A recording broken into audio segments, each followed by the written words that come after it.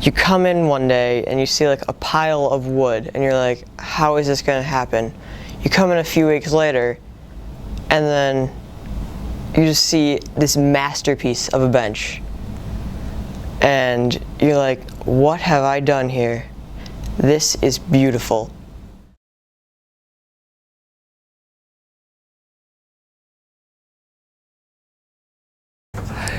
Rose O'Connell and I, the librarian, wrote a PEP grant together and submitted the PEP grant, and we received funding for it, and that's how it all started. The idea behind the program is to have kids come in early, that we want to have a positive connection with school and offer them a low pressure opportunity to read different types of material that they would find interesting, and then maybe build something from that. John and Rose and I all felt strongly that it needed to become part of the building so that those boys could look at it and say, I did that. I had a chance conversation with John Batiste, and that's how it evolved into the bench project.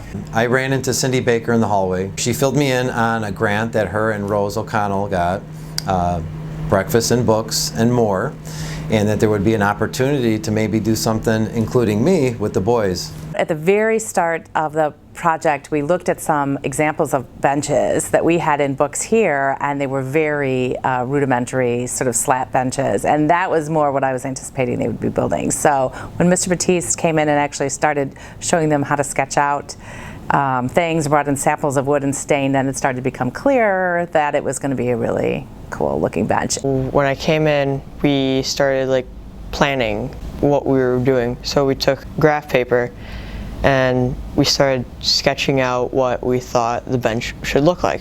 Mr. Batiste, on the smartboard back there, he put up a book of benches and then like skimmed through it so we could see and get ideas. It had to be sturdy enough to survive several kids running and jumping at the bench. It had to be big so many people could sit on it. It had to be cool looking. We put together ideas, we gave them to Mr. Batiste, and the next meeting he came with like a plan of like the best bench we've ever seen. And we're like, yes, we want this. Pretty much no. Nobody had done any kind of woodworking at all. 2 days a week, the kids would come in at 7:15, have a quick breakfast. Our director of building maintenance, Tim Thomason, gave us a safe space in the boiler room, actually.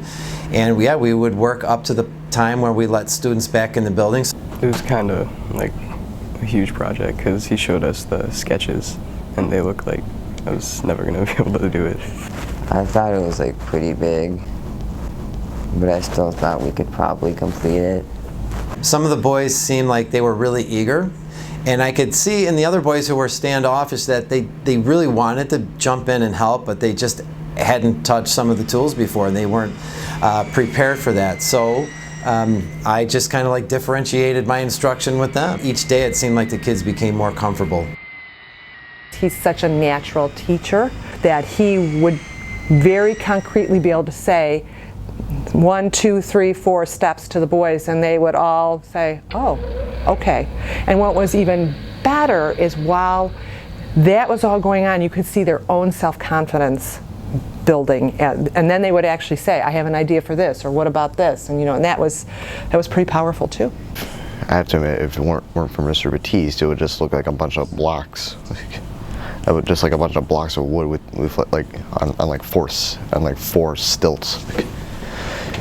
But I mean, he made it look really nice.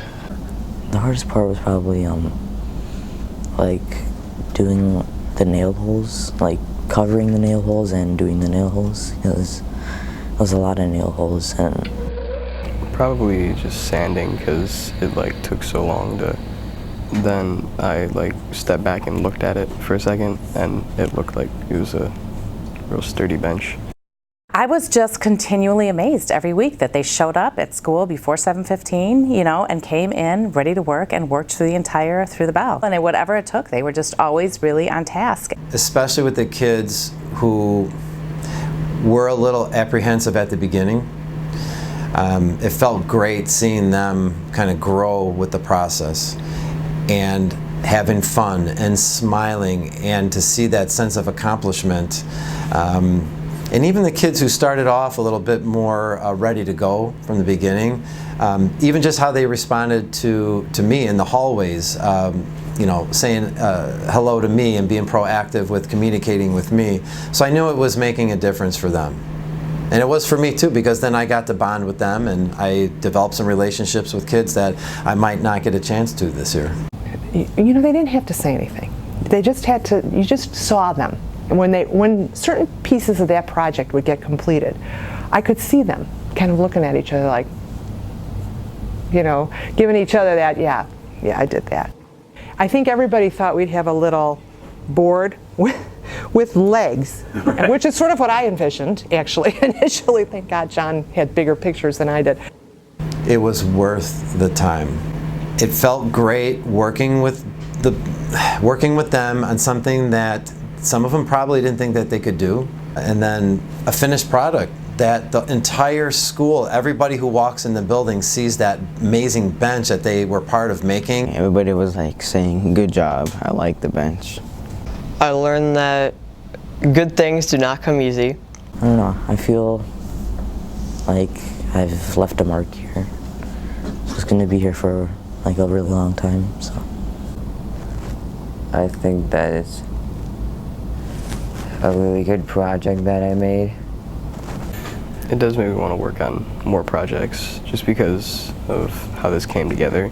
I know that I can do it now. I just have to put my mind to it and keep working on it. Every time I see people sitting on it, it makes me feel good. Every time, after school, during the day, parents, guests, visitors, it's all worth it.